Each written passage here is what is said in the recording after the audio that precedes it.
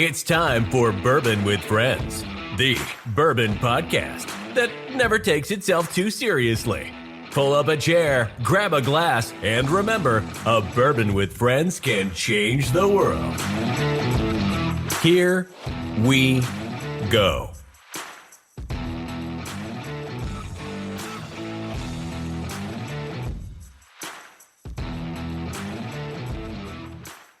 Just ready to do this thing. Yeah. What are your guys' opinions on sub sandwiches? Like, what's your favorite place to get one? What's your favorite place to get one from? I'm asking for a reason. Okay. I usually just go to Subway. I mean, I have a lot of options living where I live, but I usually just go to Subway. Brian? I don't eat too many carbs anymore, but when I did, it was Firehouse subs. Firehouse subs is very good. They're very good. They do have good subs. Yeah. Yeah. So I usually do. I almost said Jersey John's. Jersey Mike's. Well, Jimmy John's, but so I usually go with Jimmy John's, but there is a Jersey Mike's in there. With my sister and myself yesterday were having the argument of which one's better. So I didn't know if you guys had an opinion on that we could do here at the beginning of a podcast about whiskey. Talk about. If I had to pick between those three, I would probably go with what Brian said, the Firehouse subs. They have a New York steamer. It's like a pastrami sandwich. That's really good. That sounds better than a Cleveland steamer, to be honest. Yeah. We can try both. It's fine. No. I'm afraid to even ask. Urban Dictionary. Okay, got it. Yeah, you'll see it. It's fun. It's something you can do with friends, but not bourbon with friends. Okay, all right. But no, like, so if you guys do go get the sandwiches, like, what's an appropriate size of sandwich? I'm going to repeat that. What's an appropriate size of sandwich? What's an appropriate amount for you to get to consume in a day? Okay, in a day? Oh, not in a sitting. Oh, I was just thinking, like, when you go to order one meal, what size would you get? So I get the giant, which is I think it's 2 footlongs, right? The giant, something like that. I think so. So I've had 2 of those today. Is that too much? No, you're skinny, so you need to gain a little weight. The carbs. Okay. Yeah. Okay. I mean, it's okay that I bought 4 sandwiches. Oh, I think so. That's fine. Okay, I was just checking if that's gluttony or not. All right, but yeah, no. So speaking of, and Brian, I think we should bring in our guest because we're talking about large sandwiches, and we want to talk about one of the largest new distilleries in Kentucky. Bring them on in. Hey, Ray, how are you doing? This is Ray Franklin, everybody. Ray is the founder of Staghorn. Is that correct, Ray? Correct. And I'm going to mess up the county, so you might as well just say it before I do. Garrard County. Garrard County. Garrard. Yeah. Yep. Perfect. Well, welcome, Ray. It's a pleasure to have you on, and we're going to talk about a bunch of different whiskeys and a bunch of different questions and hopefully have some fun with it. Perfect. Appreciate y'all having me. Thank you. You're welcome. Ray, do you have an opinion on sub sandwiches by chance? Like, what's your favorite place? Well, my favorite place is the closest one, Jersey Mike's. Okay. Yeah, I agree. It's all logistics. It is logistics. Yeah. Yeah. They get Jimmy John's gets to me quicker, so that's why they win. I was just curious. We can talk about whiskey now if you guys want to. Okay.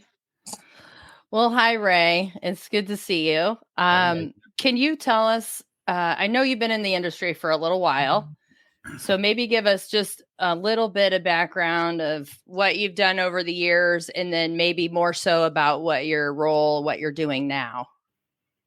No, absolutely. I've been in wholesale distribution, route to market strategy, or in a distillery for the past 25 years. from toting a bag back early 2000s, selling wine in Kroger and Publix. And it was like, shit, the spirits guys are off at 1. I'm working at 7. I'm doing this wrong. Started selling spirits, right? And then it's like, oh, well, I'm getting off at 1 and playing golf, but I think the manufacturing side is where the money is at. And so after many, many moons carrying a bag, I guess 2014 or so, had a friend that wanted to basically have a retirement business, which is kind of a pot still operation. He had a hybrid, two Fendome pot stills. One had a hybrid column on it for stripping runs. The other was, to just get the process started. So worked with them to get that open in 2014. It was called Stillhouse Creek. I was really good friends with a guy by the name of Dave Pickrell. Y'all may know Dave, Maker's Mark and Whistle Pig fame. So we got him to help us, kind of put everything together. And I guess it was Thanksgiving week of 2016. Zach Brown and the Zach Brown Band walked in and said, hey, we'd like to be a part of this. And as many folks who don't know what they're doing when they build a distillery, we were about out of money. So the timing was great. So we ended up selling to Zach Brown. I think he in turn maybe closed it down a year later. So I'm not sure where they are with it now. But prior to Dave passing away, was pretty instrumental in saying, hey, let's get into large scale manufacturing. We can backfill craft brands. You understand the sales side for your brand and other things very well. I can help you with distillation. Let's go. And so we took off to raise capital. Of course, Dave passed away, and I was able to pick up the ball and continue running with it, and got all the capital raised and quietly built one of the largest distilleries in the country in the middle of a global pandemic. So here we are. That's a big pat on the back. I mean, I think it is. I appreciate it. Yeah. So the whiskey we're talking about today is called the All Nations Whiskey. It was named from the posters that hung in bars during Carrie A. Nation's Temperance Crusade in the 1800s. With her infamous hatchet, the posters read, "All nations welcome except Carrie." So I want to give a little background of what I read about her. It says, by her own account, she used rocks, a sledgehammer borrowed from a blacksmith, and a barroom billiard ball to destroy 5 Kansas saloons before taking a hatchet to destroy a saloon in Wichita in December of 1900. So with all that said, I read a lot about her, and I just thought it was, I really went down a wormhole with it, as you can tell. But what prompted you guys to name the whiskey after her? So Garrard County is the birthplace of Prohibition. So Carrie was born there in, between 1840, I guess, 1846. We have her birthplace home. We went to visit it when we were looking at counties in the front end of where we were going to be located. And Garrard County is full of history.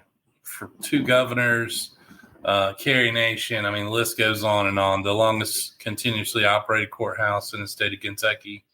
And so it's just rich in history. They had a distillery there 112 years ago. Brook Hill Distillery was there.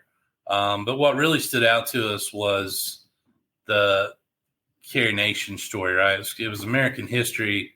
It's a pretty big deal. She's responsible for 2 amendments, right? So women's suffrage and prohibition. So one, we just thought it was super big deal what she had kind of done to get any amendment or anything done in government, right? It's a big deal. Yeah. So we're like, gosh, her home was in disrepair. It was, a slice of American history.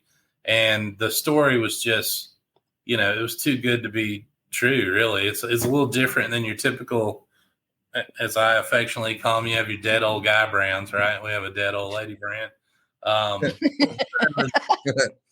But it was a true story of real American spirit, right? Now, we don't really agree with where she was headed with it, but it is just American at its core, right? Just, that passionate about it to go strike out across the country. She was a tough old lady, right? She was a tough old lady. She was 6'2", a menace, pretty towering woman you didn't want to mess with. So I just thought the story was super cool. We had a slice of American history. We had the house. We're in the county. I was like, it's kind of all adding up to us. It was a great story. So, and when we found the property, the cool part was they've since changed it.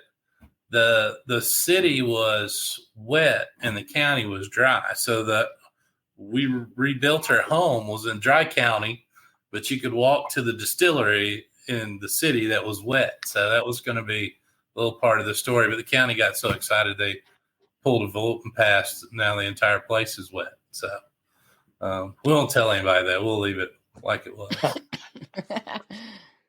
Well, that actually brings us to the next question. I mean, it's amazing what you're doing, and especially in your county and with all the job opportunities you're providing. It's how many do you provide in your distillery alone? Is it over? I'm not going to speculate. I'm not going to ask. I'd rather just get it straight from the horse's mouth. So. Yeah. We're the second largest employer in the county, and I believe we're up to 56 employees now. So, oh, wow. That's yeah, awesome. pretty new too. I mean, we're only 7 months old, right? Going on our 8th month. So pretty proud of that. Well, 7 months old, have 52 employees. Is that correct? 52 employees, 7 months old, and we just made barrel 25,000 Friday last week. 25,000 in That's 7 crazy. months. Well, sir, I can say that is an amazing accomplishment. What you are doing is providing job opportunities and careers for individuals in that county. And not only that, but helping sustain smaller craft distilleries all around the country with products that you're distilling for them. So kudos to you and thank you for doing what you're doing. No, thank you. I appreciate it. It's a lot of fun too. So we're having a good time. I mean, it's whiskey, right? So it's pretty cool to be able to take care of the families in that county. And the people in the city and county have just been amazing. We actually opened Friday just to the county and city locals for the first time for bottle sales. And we'll start tours here in the next 30 days. So it was a big deal. Oh, wow. That's amazing. Yeah, Nice. They came out pretty strong for us. So we were happy about that. I bet that would be a fun tour just to be able to be a part of it, someone telling that whole story. And because her house, you guys had her house moved to the property, right? Her birthplace home, was it moved there? Did I read? Yeah, we moved it there. It's me and 4 other gentlemen, actually. We moved it block by block. It was 150 tons of stone. So That's crazy. Wow. yeah. I'd be in really good shape if I did that, or really broken. Like, I didn't even want to move this water bottle earlier because it was in my way, and like that's a whole nother ball game. That's a lot of commitment. Yeah, You just did have 2 feet in your mouth, Martin. So I know. I'll tell you a cool story. We That's a glass. pontificated that it was built in 1840, and we found a couple timbers out of the flooring. I think they were reused from another house, but we brushed it off, and on the side it has August 8th, 1798 carved in. That's crazy. wow. So pretty cool stuff. That is. Well, that cool to gives you find. chills. Yeah, 2 years after the Revolutionary War started. Wow. Yeah. That's absolutely insane. So I want to get into another question. Yes, sir. You started your distillery, building it during an economic downfall almost, right? Where everything was shutting down, construction was shutting down, and you were building a distillery at this time. And then this economic boom happened. I'm guessing in your county, once it started back up and you're producing all this product, what's it like to have that switch from one big downswing to where people are telling you you're doing it at the wrong time, this is not right, to showing people now in the county that it's bringing money to the county, it's opening up new doors, it's giving employment, it's helping people out? What's that play like there? Well, it's very rewarding, right, to help people, especially I think Garrard County is one of the poorest counties in Kentucky. So it's just fabulous to be able to bring, jobs and revenue for the county, and especially the people there. You have it. If you were to meet the people there and ask them about the distillery, you wouldn't know we haven't been there 30 years in just 7 months. I mean, people are so proud of the project and what we've done. And it's just been awesome. It's been very rewarding, like you said, to build that. And people are like, oh my gosh, the world's shutting down. And just to come out the other side of it's been pretty cool. And like I said, well received, and the brand's doing well as it can be as well. So we're just, very fortunate to be where we are today. Well, like I said, kudos to you for everything that you're doing, especially helping out the county, helping out the people that are there, and giving so much joy to that town, it sounds like. So thank you for doing that. Absolutely. We're pretty close with the city and county.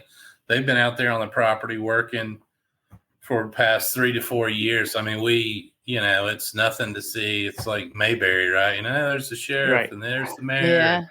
Yeah, they're dropping in all the time. So it's just been really cool to get to know everybody there. They've been really good to us, and they trust me. They support us more than most get in other counties in Kentucky. So I love to hear that. Yeah.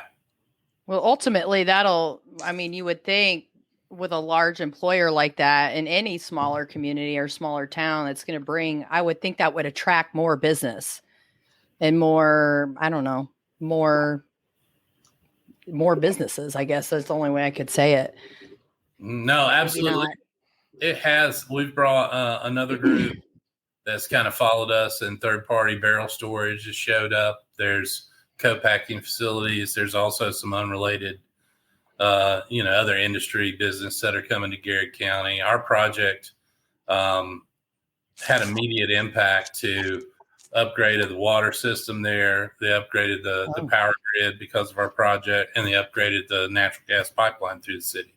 So it saw some immediate, results showing up in town. And because of that, it's allowed the infrastructure to build out on the north side of town. So I think they will be able to bring in a lot more industry here as we get to moving and shaking with the distillery. Yeah. Restaurants, I guess that's what I was trying to say when I was talking about restaurant would be good. There are no restaurants. So one would be nice. Sounds like an opportunity. Sounds like I may be just opening up a restaurant and having someone in your town run it. That's it. Well, it's one of those instances where you're like, why would anybody go there? And then you go there and you watch in the morning, 10,000 people leave to go work elsewhere. Right. They're all coming back, and nobody stops there to spend a dime on gas or food or groceries. So we're hopeful to change that for Lancaster and Garrard County. So that's amazing to hear. So last thing I got for you until Martin takes over, and he will take over. It's true. Let's talk about what you sent us. Your single barrel bourbon. Single barrel? You get the small batch too? Just a single barrel. Yeah, it's just a single barrel. Yeah. 111 proof. Barrel number 3011-22. 31. Nice. So, can you tell us a little bit about this? I couldn't find a lot on this particular one. So, we like to play close to the vest, obviously. We have we have about 17,000 barrels of aging sourced whiskey. Okay.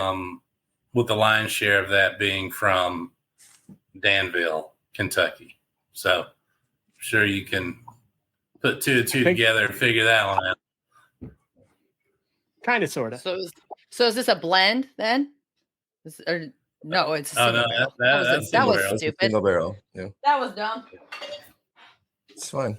Ladies and gentlemen, if you haven't seen Adrienne live, she's blonde. So yeah. Well, now that we're doing video, you can see that. So. Well, and I'm never claimed to be all that knowledgeable about whiskey ever. So I'm learning. I'm the one endearing. trying to learn here. So I learn something new every day too. And like my friends would say, he's better at other things. So Don't worry about it. Me too. Me too, Ray. Me too. She is also the voice of reason between myself and Brian. So that's 100% that's always accurate, helpful yes. to Yes. keep us in line. Awesome. Yeah. So yeah, you're enjoying a high rye bourbon there. So I think high rye, that's perfect. Yeah, That's wonderful. 24 or 36% rye bourbon. So Oh wow, really? Yep.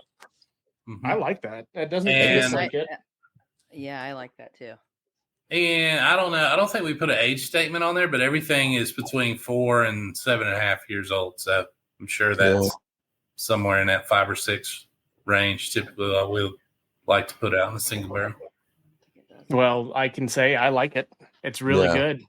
Awesome. I enjoy it. Yeah. Yeah, like I said, clearly I'm enjoying Yeah. it. So. It even says it I on the like whiskey. bottle. All nations are welcome. And then it says except Carrie on the back. Well, that's great. And thank you for sharing this Action. bottle with us. And we'll Martin's been sharing it with himself and maybe some friends, and I've been sampling it out and sending it to some people. So thank you again for providing that's a good sign when the bottle's low. So No, so I you never want to show up right to the podcast. No. This is like it's just like it's like uh-oh. No, actually I did. I got to bring this too. So I do bottle shares out here with and I have a new group of friends who are just getting into whiskey, and I like to bring them stuff that they would not otherwise be able to try. Because I feel like they are a little bit stuck in the how can I say this? They're stuck in that kind of like only drinking like Buffalo Trace and and listen, I think they make great whiskey, but it's just like I want people to venture outside of it, especially people who are new, and to try things that they maybe never would. So obviously, since I have that opportunity I shared this out, and this was a clear winner. And as I mentioned at the beginning of this, I was making some cocktails, and I'm not a big cocktail guy, but I got to say it makes a good cocktail. I don't know if it was just I did an old fashioned with it, and I did a Manhattan with it. And again, don't usually like those types of drinks, but it worked for me. I wanted something high proof bourbon to use in a cocktail, and I was like, let me try this just to see, because I feel like it had a very good profile or something like that. But I love it, obviously. Nah, man, that's fabulous. Yep. If you like Me too. drinking it neat and cocktail, that's a win. That's a win. Yeah, I haven't tried it just over ice. I usually don't do just ice. It's either cocktail or it's normally neat. But yeah, I'm usually more of a, like when it comes to a mash bill, like I do like a higher wheat typically. But I've been finding like lately, if I've been trying stuff blind, or I've been like getting into stuff where I don't exactly even know the mash bill, higher rye has been something that I've been gravitating to a lot more lately. So Definitely. Yeah.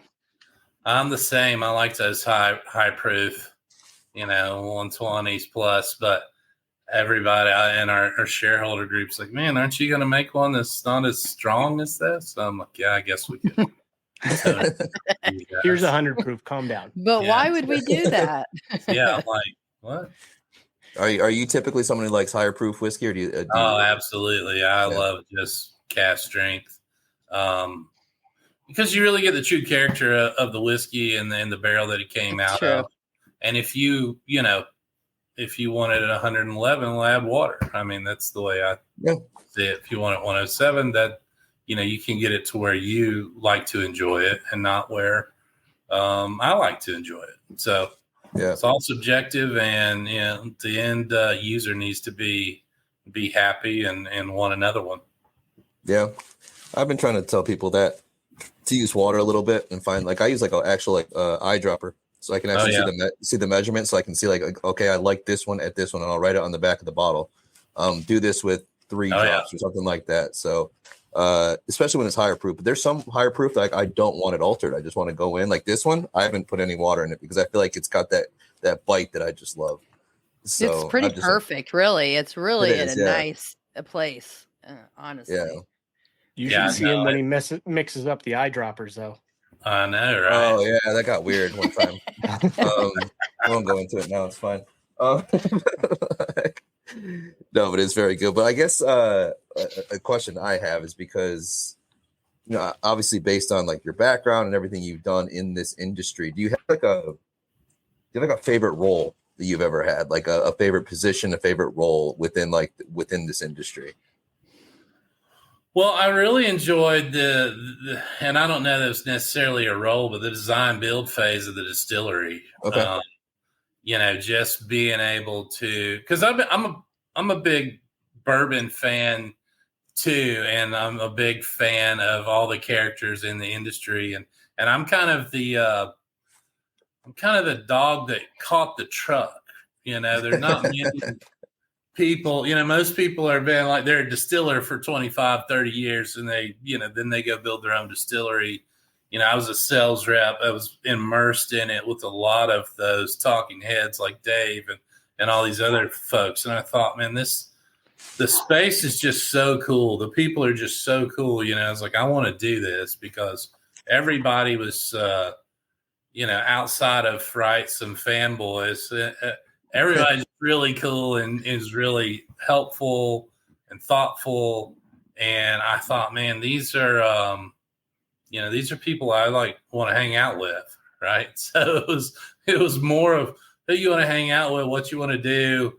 The industry was super cool. People were super cool. And man, it's just, for me, back to the question, right, was just being able to be in that design build phase and then really be able to talk to the Shanes and Pats of the world and, Dave's and all these guys we had input from, Jim Rutledge. I mean, you name it, all the guys, I know. And that was so cool to me because it was it's like playing baseball in college, high school and college. And then you get to play pros with the guys you've been watching play the whole time you've been in school, so that's kind of how it felt for me to get in here. And I was like, just had so much fun on the design build space because I got to talk to all these brilliant guys that have either, built a massive brand or just their legacy guy or, whatever. So that was kind of the most fun. Trust me, there's no fun in carrying a bag, schlepping booze all day, every day. It sounds great, but it is not fun. No, yeah, it can't be. But and I think that would be for me such a fun thing is that design phase. Was there anybody that you saw, maybe there was I mean, obviously you don't have to name specifics, but was there a distillery that you had in your mind that when you that you visited or that any that you've worked with that or that you I like that aesthetic, I like the design, I like the way that different things were set up. Was there any inspiration like that? No, absolutely. And you go back to Wilderness Trail and Shane and Pat, I really liked the way they operated. I really liked their had clean steam boilers. There's no chemicals getting anywhere in the process. They're also thoughtful too, being low pressure steam and safety. And for me, there's kind of this old school, new school, right, in the space. And they were kind of and we say new school, right? They're over a decade old now, but the way they were doing things with sweet mash and enzymes and yeast strains was just so cool to me. And I just liked the way that, it was still close to tradition and history, but hey, there's also maybe a better way to do things. Yeah. And so that really was inspirational for me. And Shane was just really we cut up all the circles. Drew it up on, literally napkins. And you start looking at it well, why are you doing that? Or why you do that? So it was really cool just to get that perspective from those guys in the distillery that we had a lot of respect for and that I thought were kind of doing things the right way day in and day out with no shortcuts. So nice. I would have to say, the Wilderness Trail guys for sure. Yeah. I mean, now I want to get nerdy real quick with you, if that's okay. Keep up. Yeah. So to me, when it comes to the process, to me, that's the most interesting. You guys use it's Vendome copper and brass works, right? That you guys use for your stills. Yep. Correct. So I guess if I was to walk in the distillery, what would I see? Even you guys have 2 rick houses, I think it is. We have 3 rick houses. We have two column stills. 2 column stills. Yeah, 210 acres. 18 Wow. fermenters, 18 20,000 gallon fermenters, Some 4 small ones. 1,000 gallon So, cookers. yeah, not big. That does sound small. So of the independent distillers in the country, Heaven Hill, us, I guess Wilderness Trail, maybe not anymore, but I think we account for about 12% of the country's bourbon production on the independent side. Yeah. Wow. That's saying That's- something. That Yeah. is- And I would imagine we're, top 10, top 12 in the country, if not the world.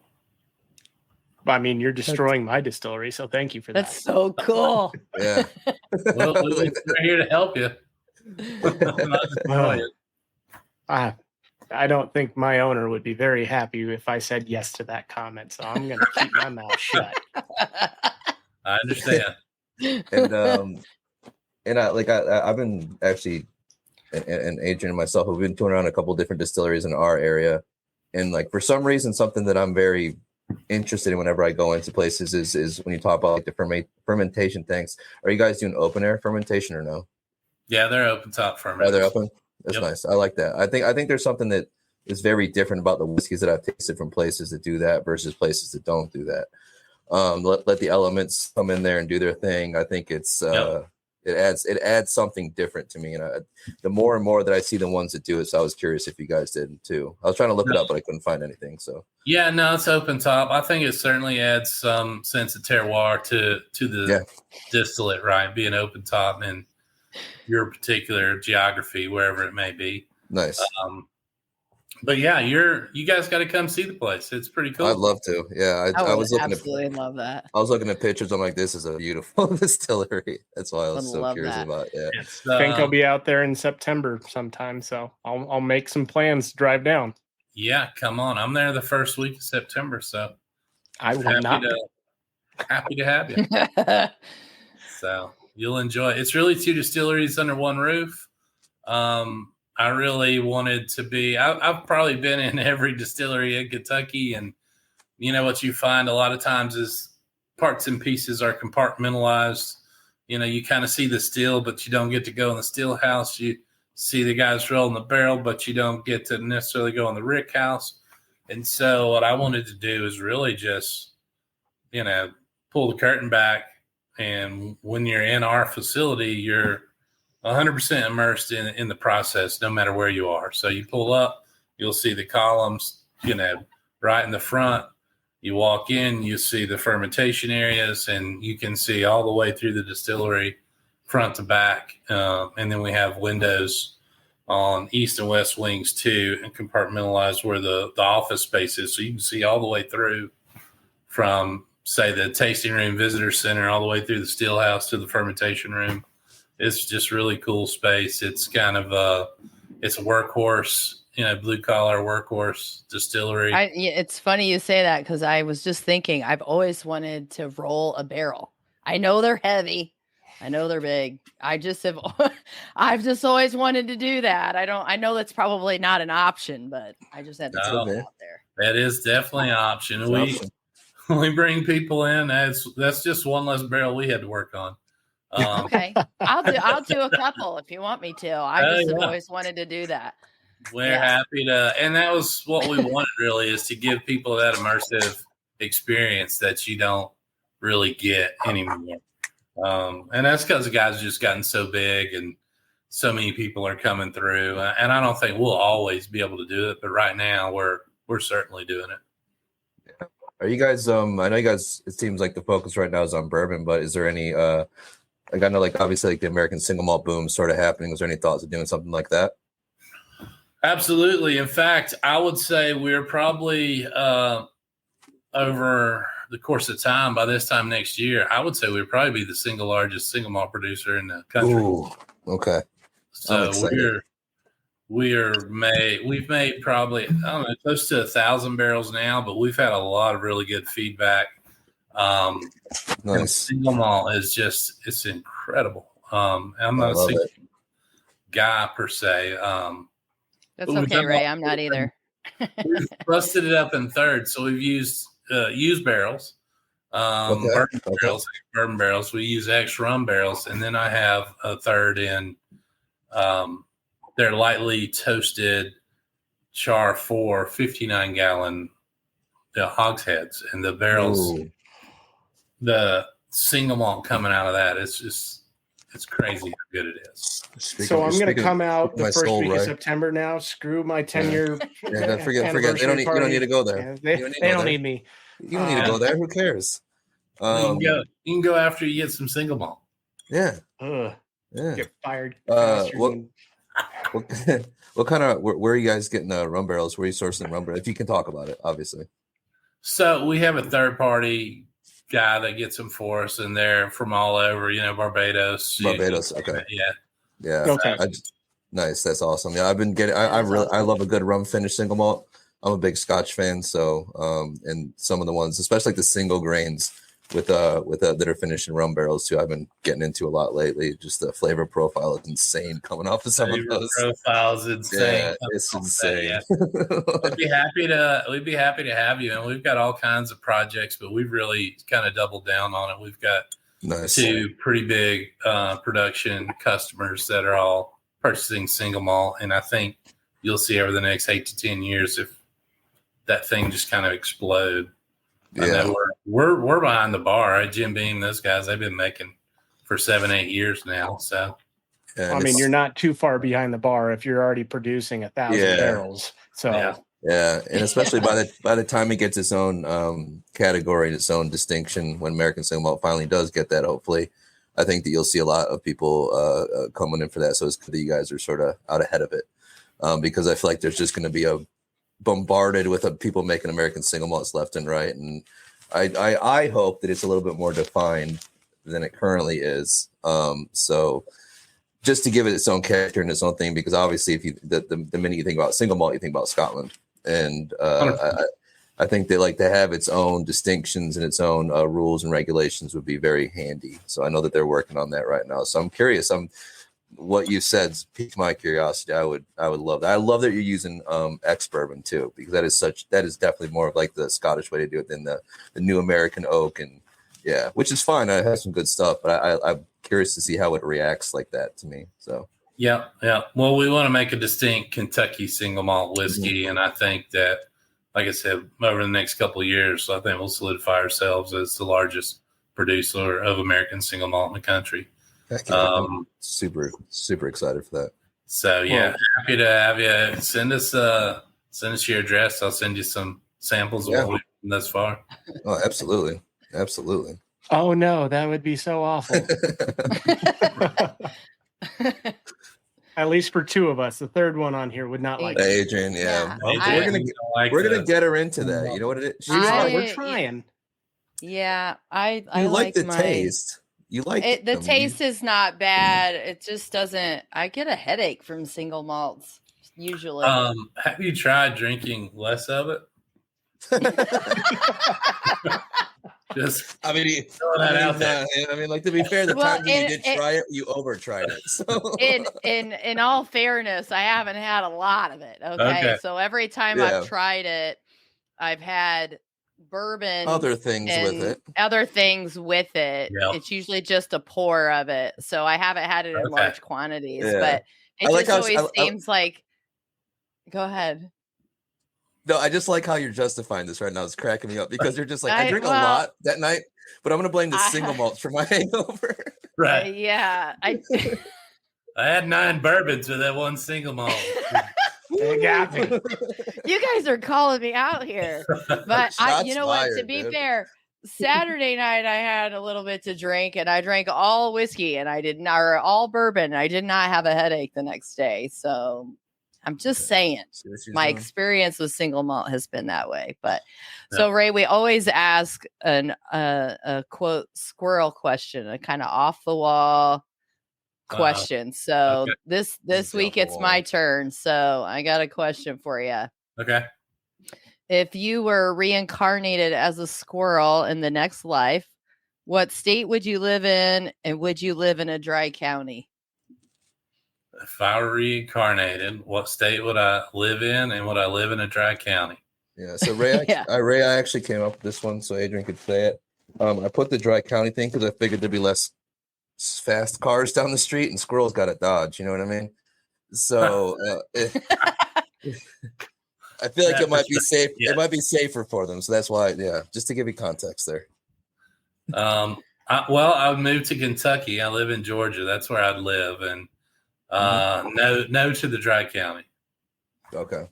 Amen. Unless the city was wet, then maybe. Okay. Drunken squirrels. I ain't living in no dry county. Watch them. I lived in a dry county twice in my life. I lived in Texas, and I didn't know that it was until I moved there. But to be fair, there was like a liquor store within like 10 minutes, away from me. I was in McKinney, Texas. And so McKinney, Texas, like basically that whole like north of Dallas is all dry. There's dry counties in Texas. I was about to say that's rare. You pick up a dry county in Texas. But like Plano's like right there, so it was fine. And it wasn't that crazy. I just wish we had drive-through liquor stores, but we don't.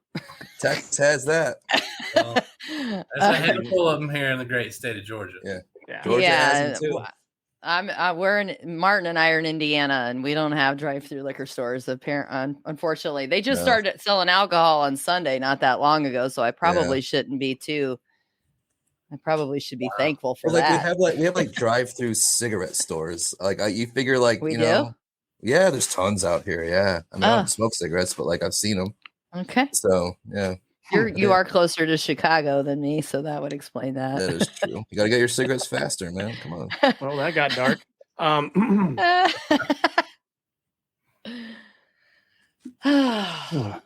Adrian, you got the.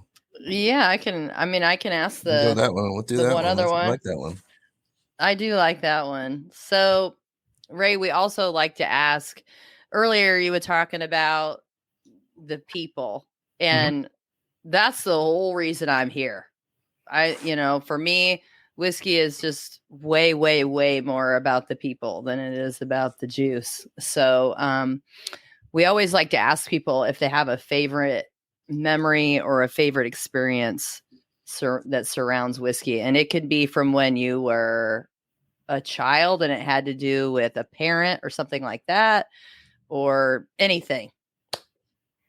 Well, that one's pretty easy for me. I remember November 7th of 2015, 2016, we rolled off the first barrel there in Dahlonega, Georgia with Dave. And it was me and Dave and Jeff Odom. And I mean, we're just filthy. We literally put the place together with our own hands. And, to sit there with, Dave, say what you want about Dave. All of us have our faults or whatever, but to be able to have a dram, around that first barrel with him and one of your best friends, after, years of hard work to get there. It was pretty amazing, to talk about the past and then, what's happening with us today. And then, our thoughts of the future at that time. I would have never guessed, that day we would have the distillery we have today. But just, man, hopes and dreams over a dram after your first barrel made to, when I was the sweat and not the equity, and, probably couldn't have bought a damn Honda Civic back then. And now, own one of the largest distilleries in the country. That's a pretty cool experience to have with those guys on those days. Yeah. To experience something like that. And then to have it be with the people that, mean the most. I mean, that's huge. That's it's kind of like a legacy in some ways, I would say that's the American dream, isn't it? It is. Yeah. Well, I have a Honda Civic, so. Right. You're on your way, Martin. It's a good car. It lasts a long time. It costs it's good gas mileage. I've driven one or two. I love that. I think the reason why we love that question so much is because this is I think you're coming in on what is it, 16th episode? 16th. Oh, wow. So 16. At least as us as being hosts. But we've got so many amazing stories from that question. And I think you've just added to that. And I think that that's such a cool one is thinking about that very first barrel. And I think that's such a cool answer to that. So we've really got to add a bunch of amazing answers to that question. So we appreciate you. I appreciate y'all. It's been a lot of fun. Yeah, it's been fun. Well, Now Martin, it's that time again. Do one from the distillery. Yeah. Yeah, that's if they can't make it, I will. I'll do it. I'm not. I can drive there. It's not far. Yeah, it's not far, and I know that. I do believe next year there's going to be a big Kentucky trip that us and like our big group of friends here on Instagram are going to be doing like a big trip down to Kentucky. So we'll definitely have to reach out and let you know when we're coming. Please do. We'd love to host you. Yeah, that'd be amazing. Thank you so much, Ray. Ray, we just got to do one last thing, and then we're going to send you off with smiles and good times, and hopefully, sounds like I need to send you a bottle of my stuff and just trade off, because now I feel bad for not sending you one. So we got to get you some single malt too, Martin. Ooh, yeah. No, honestly, we have to. Brian would like some too. Yeah, Brian would. You know, my last name is just Dewar. Yeah, you should send him some too. DEWAR. Definitely sending some your way. Yeah. All right, am I doing this, Brian? You got to do it. It's your. I gotta do. Okay, we do want to give a shout out to our sponsors, and guys, listen. I love 10th Mountain Whiskey. I'm not just saying that because Brian's sitting here.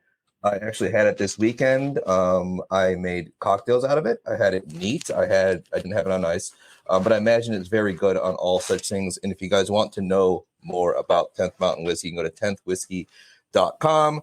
They are available in 40 different states through online distribution, as well as 26 states through regular retail distribution. Go on there. They've got merch. I was wearing my shirt yesterday. I fell asleep in it. You can sleep in it. It's it's comfortable. It doesn't have a tag. It doesn't have a tag. It doesn't have one of those tags on the back. It's very comfortable. So yeah, it's a great company in general. One of my favorite places in the world. Again, 10thwhiskey.com. Go there. They'll happy to answer any questions that you may have. Again, that is 10thwhiskey.com. Thank you guys for being our sponsors.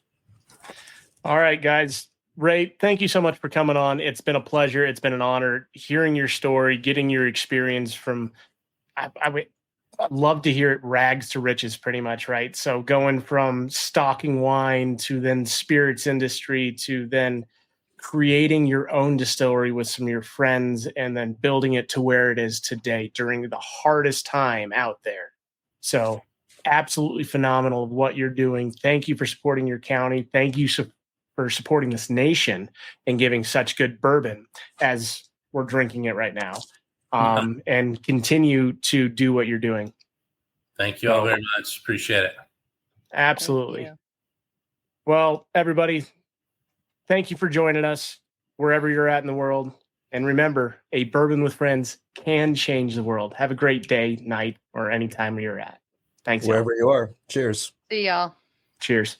Good night. That's it for this episode of Bourbon with Friends. Be sure to subscribe so you don't miss a single episode. While you're at it, leave us a review to make it easier for others to find the show. You can also check us out on Instagram at Bwfpodcast. Thanks for listening.